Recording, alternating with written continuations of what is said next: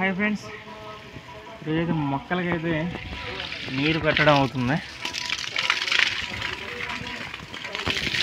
చూస్తున్నారా,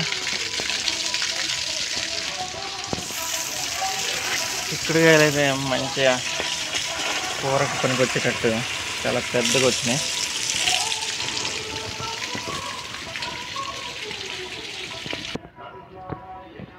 మేము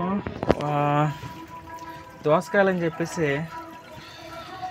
ఏదో వేయడం జరిగిందండి. విత్తనాలు అనేది పాదులు, కాయలు అయితే ఈ రకంగా ఉన్నాయి.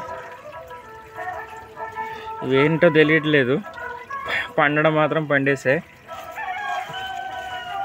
చిన్న చిన్న దోసకాయలాగా ఉన్నాయి. మరి కట్ చేస్తే చూడాలి ఎలా ఉంటుందో.